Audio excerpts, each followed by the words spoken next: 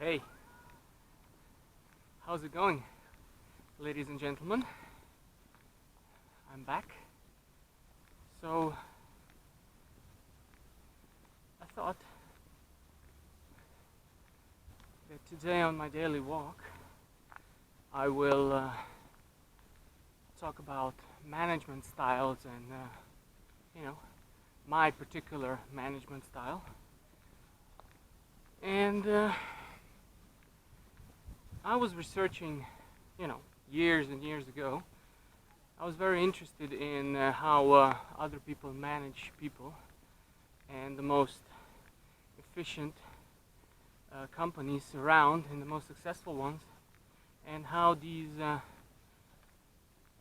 founders and later managers managed their workforce. And I've tried a few management styles that I gleaned from other managers, but I found that I have a particular, very particular style, genetically. I was born in a certain way, and adapting somebody else's management style to me was proving a bit tough. Don't get me wrong, my management style is sort of an amalgamation of many people's, really, but it's probably 60 to 70% my own style. And I just, incorporate what works for others that doesn't impact my character. Taking your character into account is probably the most important thing that you can do when thinking about your management style. For example, Alan Sugar from the UK, who in his younger years was the founder of Amstrad, which was a company that dealt with electronics and computers. And even I had, when I was a kid, one of his creations, which was the Amstrad CPC 464. It was a personal computer with a monitor, a color monitor, and it ran on cassettes. It had a cassette deck, and you put in a cassette, and then you could play games, you could do other stuff. I was never big into gaming, but I did a bit of programming, but I got bored with it later on. So, other people, my peers, I know one of my colleagues, not really friends, just an acquaintance, basically also had, when he saw my computer, he bugged his parents to buy him the same, so he had the same computer as me, and he mainly played video games on. I never cared for video games, but anyway, his management style, Alan Sugar's management style, is more of an authoritarian way, and that you can see that. I know, obviously, it's potentiated in that show, The Apprentice UK, but you can see his style in that show, The Apprentice UK. So watch a few episodes and you're gonna see how he is, especially a few older episodes in the older series. Maybe second or third or first series. You're gonna see him, the way he manages, the way he fires, the way he questions and stuff like that. So he's more of an authoritarian, and it's it's not close and it's not far from my style. It's sort of my style. My management style is my word is usually the final, That's why I'm the founder and the chairman, but you know, if your word is not the final, and you can take feedback from all sorts of people, from everybody, but you know, in the final act, you have to decide. You know, you decide. If some other people decide, you know, your company's going to go after from, your company's going to go from under you. So that's not good. And my style is let people do work their own way and at their own pace, the way they want it. You know, I basically let people do whatever, you know, however best they know how to do things. I just leave them a lot of room and a lot of space and freedom to do it their way, but at the same time they have to adhere to deadlines and they have to adhere to the quality of the results. Basically, what it means, if they hit their targets for the quarter, and they hit them, you know, in the right amount of time, then I don't really care, you know, how they did it, you know, the way they did it, you know, because everybody's you know, different. Some people work better in groups, some people work better alone, some people work better, you know, whatever, you know, some people work better in the morning, some people work better during the night, and whatever works for you. I don't care how you do it. I don't demand that people are in the office, although we do have office hours. I don't demand that people are in the office, you know, certain from 9 to 5 or from 8 to 6, whatever, you know, from 8 to 4 or whatever, you know, the normal way. A lot of my employees are working from home. You know, they're local, not here, they're local in Australia. I have a few personal assistants here, but you know, most of the staff is still here, is still in Australia, and most of them work from home, not because, you know, they are you know, I outsource, but because they are employees, but they just work from home because some people like to work from home, and some people like to come into work so they can, you know, be around other people and do it in groups, you know, just whatever you want. I don't care. As long as you hit the targets that we set together, you know, and I basically approve those targets, and it's based on my goals. And as long as you hit those targets, you know, that you're set with, I don't really care where you work, how you work, when you work. I don't really care. The only thing I care is that you've hit those targets in an honest way, which means we don't do crappy stuff to hit the targets. You know, you don't lie, you don't cheat, you don't mistreat other people, the employees or customers or anything like that. You know, you have to be an honest person. Ethics is very important to me. As long as you've hit those targets ethically and everybody is happy, and you don't, you know, lie and scam or whatever to get those targets, you know, to reach those targets, it's all fine with me. If you have to be unethical to reach the targets that I've set for you, you're probably not good for the organization. Not probably, you're 100% not good for the organization, because, okay, fine, you can reform the next month,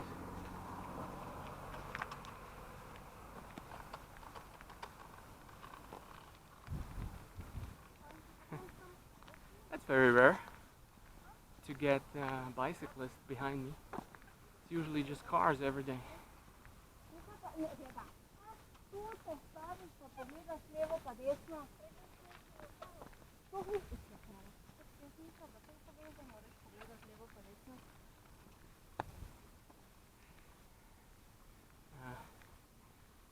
A mother and a child on bicycles, and the kid just went across the road without even looking, and she was like, "What are you doing? You have to look both ways before you cross." Da da da da. So see, I mean, some parents do care, obviously, and so yeah, as long as you hit the targets that you've been set ethically. I don't care how you work, where you work, how long you work, where you work, when you work, I don't care. So I give a lot of freedom to my employees, but at the same time, I want results. And I only care about results ethically, reaching the results ethically. I only care about results. I don't care about excuses, I don't care about this and that. I really don't care. As long as the results are there and they've been reached ethically and all parties are satisfied, it's fine with me. Otherwise, we're gonna have problems. And you know, as soon as I see that there are issues, and especially when it comes to not hitting targets or being unethical in hitting those targets, then we're gonna have a problem, and the so-called authoritarian will come out, and I will put my foot down, and you will either do it the way I say that you will do it, and or you can look for a job in another company. You know, I mean, having freedom also comes with responsibility. If you can't handle responsibility, then, you know, you will either go to work in another company, or your freedom will be limited for a period of time that you take on better responsibility, and the results are better. So that's it.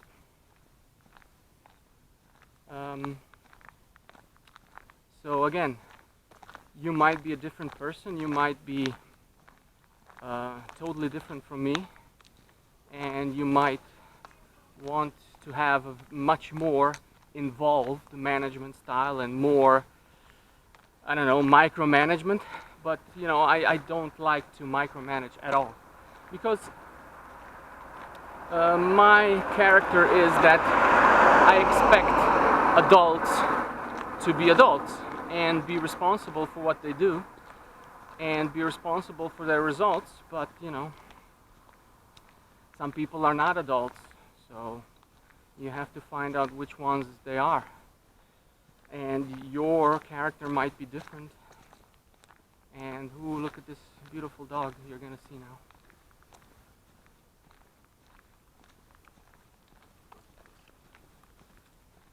Huh? Isn't it beautiful? I think it's a husky. Anyway, so yeah, your character might be different. You know, I don't know what your character is like. I'm just saying that my management style is like this. I give a lot of freedom, but you know, at the same time, I want responsibility. But your style might be different, and it's important that you incorporate the style that fits you the best. Because most people say, "Oh, I'm not a manager, I can't manage people." What that tells me, you know, everybody can manage people. You know, some people say, "Oh, I'm a follower, I'm not a leader." You know, in my opinion, everybody is a leader, because human nature is such that, you know, everybody wants to, you know, tell other people what to do, you know, even if they're the lowliest, but they don't have the chance because somebody else is alpha. But even the lowest of the betas wants to sort of tell other people what to do. But so I don't really believe that, I'm not a manager, I'm not a leader. The problem I think most people have when they say that, the problem they encounter is that they are trying to be somebody that they're not. They're trying to incorporate a management style that they've heard about or that they admire from somebody else who is quite different from them. And my advice would be to try to incorporate your natural style. And if that means that you will not be able to manage some people, it just means that those people are not very, they're not bad people, obviously, but those people do not fit into your organization well. Because to change yourself to manage people is not really much fun. So why would you even bother having a company and doing your own stuff if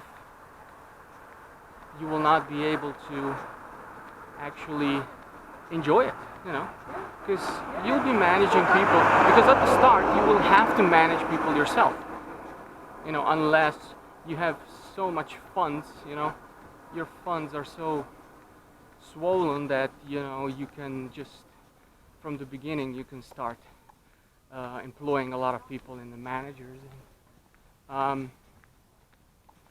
So you're only the chairman, and you have a general manager that takes care of it from the start. But most people can't really afford that. So most people will have to manage things. The chairman or the founder will have to manage people from the beginning. Later on, after a few years, it's fine. Other people can do it. But at the beginning, you'll have to do it yourself. So it's important that you surround yourself with people that will respond to your character and to your management style. Obviously, you will have to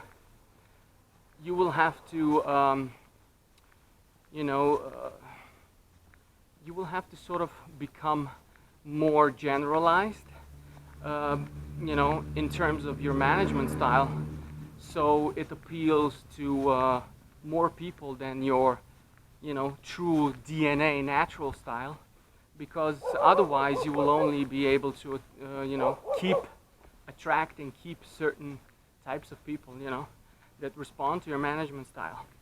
But, that would be probably a little bit limited to your organization. It would limit its growth a little bit. So what you do is, you have your natural style, and what you do is you sort of round the edges a bit over time, so you can attract and keep, different types of people, because a programmer or a manager or an assistant, might be different characters, and usually are different characters, and you will have a big problem if you are just sticking to your natural style 100%. So again, you will have to round those edges up a little bit from your natural management style, and become just a little bit more generalized, and it helps by looking at people that are sort of similar to you, managers or founders that are similar to you, as you can best perceive it, that are similar to you in character, and that they run successful organizations. So what you do is you study their style, because they're sort of similar to you in character. The management styles to your management style will be similar. Not always, but certain things will be quite similar. So what you do is you learn from them what they did to be successful, and you try to start implementing, you know, those tips and that style that they have. You still retain your core style, but you round the edges, you know, with information from other people, and you become more generalized. Then as soon as you can, you have to, as soon as you can afford it, or even sooner, you have to employ a general manager that will manage people for you. And this general manager has to be sort of similar to your style, and he has to go through the procedure, you know, that you've set for management, because otherwise the employees will encounter a great shock, because up till now they've been used to one style, and then you know, employ some other guy, and his style might be completely different, which is not good. And there's a shock, and people will go, people will leave the positions, you know, they will just quit, you know, and you don't want that. You want a person that has a management style that is similar to yours, but at the same time, even if it's different, a little bit different, it can't be different in its core, but it can be a little bit different. And the differences, you fill in the differences by him having to by him having to follow the procedures that you've set for management. And after a while, after people become more accustomed to him, after a while he can start, you know, suggesting improvements to the management style the way he sees it, you know. I can make this work faster, I can make this work better because I've tried it and it was better that way. And then from your approval, he can change the procedure for management. And after a while, if he works out, you know, the company gets used to him and you are relieved of the management. And he just manages and follows the procedure, you know, and adjusts the procedure, follows and adjusts the procedure through time, and hopefully he lasts in the position, and that's it. You basically have an organization that is running by itself, and organization that is running by itself, and that's it, you know.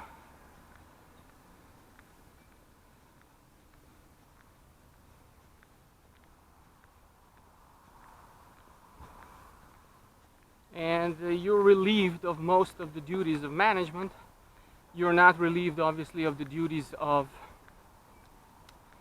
coming up with strategies and stuff like that, because it's your goals that they are fulfilling, your employees, the managers, and everybody else, and your organization as a whole. And that's about it. If you have to change the manager after a while, if he quits or if you fire him or whatever, then, you know, the new one has to be sort of similar and follow the procedure that the previous one has set.